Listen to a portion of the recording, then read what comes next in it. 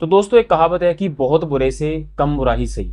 जी हम बात कर रहे हैं T20 कैप्टनसी की, जो कि लग रहा था कि रोहित शर्मा की रिटायरमेंट के बाद हार्दिक पांड्या इंडिया के नए T20 कैप्टन होंगे और वो डिजर्व भी करते थे।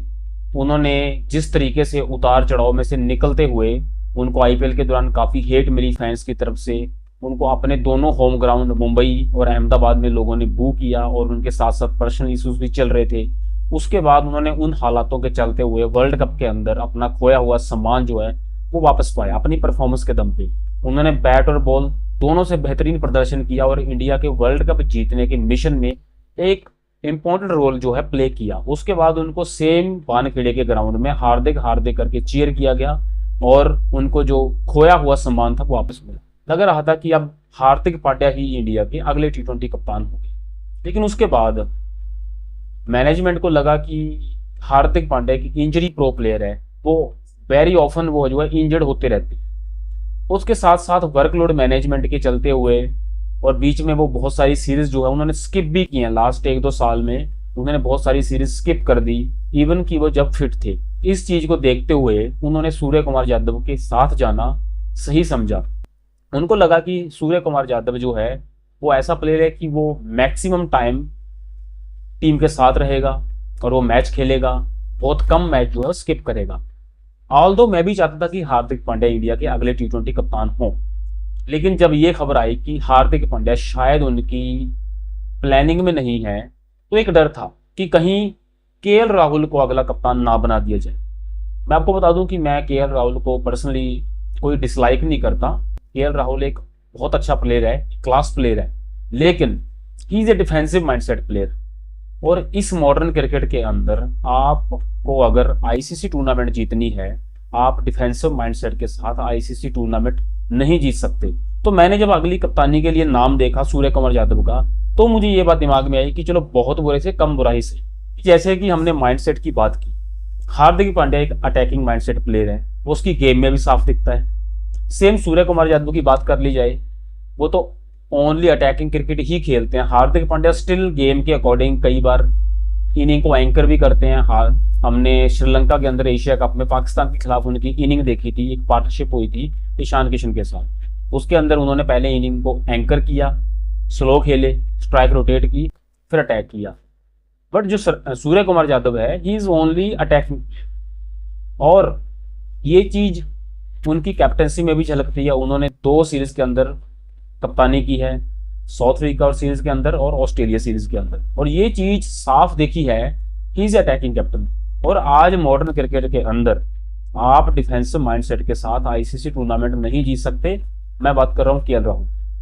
केएल राहुल की जो अप्रोच है वो बहुत डिफेंसिव है। आप डिफेंसिव अप्रोच के साथ ज्यादा से ज्यादा एक बिलाटरल सीरीज जीत सकते हो, उससे ज्यादा आप एशिया कप जीत सकते हो, इससे ज्यादा और कुछ नहीं जीत सकते। केएल राहुल कैसा प्लेयर है, आप फाइनल मैच खेल रहे हो, आप क्लोज जाके हारने से बढ़िया है आप जीतने की कोशिश करो। ऋषभ पंत ने एक बात बोली थी, अगर मैं फाइनल खेल रहा होता, या तो इंडिया बनाती 320 रन, या इंडिया ऑल आउट हो जाती 150 पे।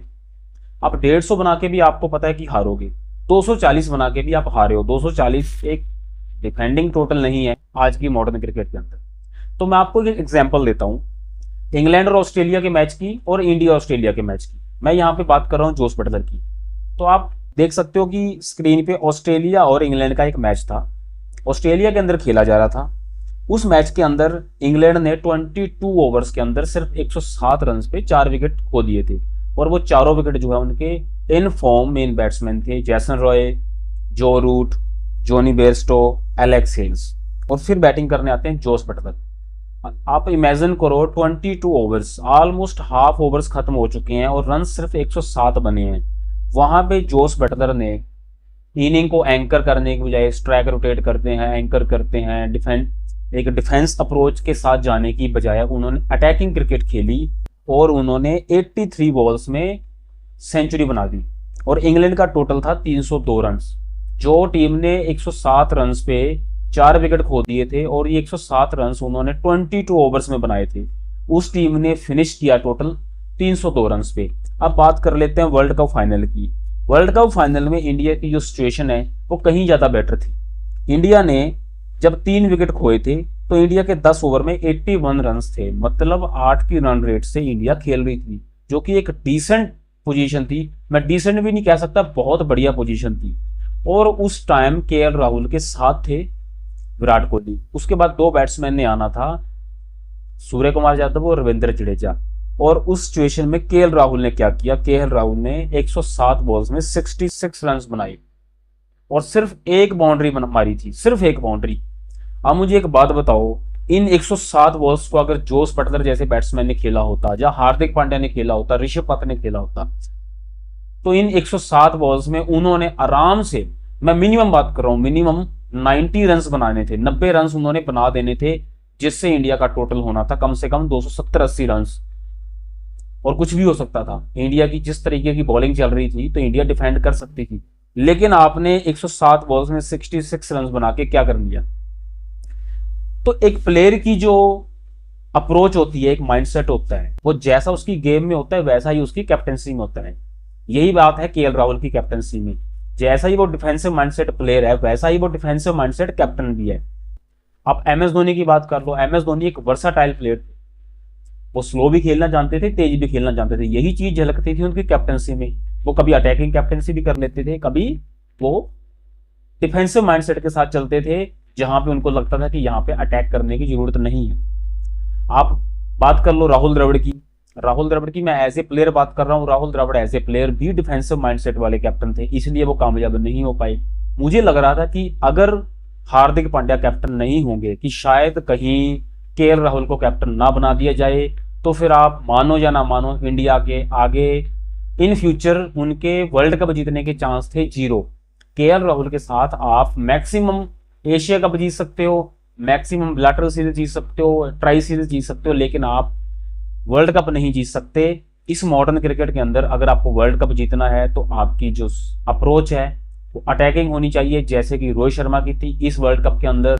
आप खुद बताओ, अगर रोहित शर्मा जिस अप्रोच के साथ खेला है, इस अप्रोच के साथ इंग्लैंड और ऑस्ट्रेलिया के सामने ना खेला होता, आपको लगता है कि इस ऑस्ट्रेलिया की टीम को हराया जा सकता था?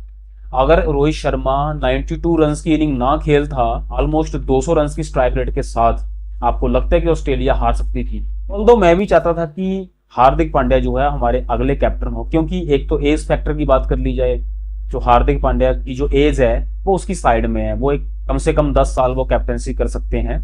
आगे भी कोई ऐसा नहीं है कि वो कैप्टन नहीं बन सकते, हो सकता है इन फ्यूचर, क्योंकि सूर्य कुमार यादव इज ऑलरेडी 33, तो मैक्सिमम वो 2-3 साल और खेल सकते हैं। तो इसलिए मैं चाहता था कि हार्दिक पांड्या कैप्टन हो, क्योंकि वो लंबे टाइम के लिए कैप्टन रह सकते थे, इंडिया को फिर बार बार कैप्टन चेंज करने की जरूरत नहीं थी। बट स्टिल मैं ये कहूंगा कि अगर हार्दिक पांड्या नहीं तो Surya Kumar Yadav is at least better than KL Rahul. Surya Kumar Yadav की अटैकिंग अप्रोच के अंदर हम उम्मीद कर सकते हैं कि इंडिया जो अगला world cup T20 world cup India के अंदर होने जा रहा है वो जीतने के चांसेस हैं। अगर सूर्य कुमार यादव की जगह कैप्टन केएल राहुल या श्रेयस अय्यर होता तो मेरे ख्याल से चांसेस कम थे जीतने के, क्योंकि वो दोनों डिफेंसिव माइंडसेट प्लेयर हैं। तो ये था मेरा व्यू सूर्य कुमार यादव के लिए कि हार्दिक पांड्या ज्यादा बेटर ऑप्शन थे, लेकिन Surya Kumar Yadav still a better option. हम सूर्य कुमार यादव के साथ उम्मीद रख सकते हैं कि अगला वर्ल्ड कप हम जीत सकते हैं उनकी कैप्टनसी के अंदर। चैनल को लाइक करें, वीडियो को शेयर करें। मिलते हैं अगली वीडियो के साथ।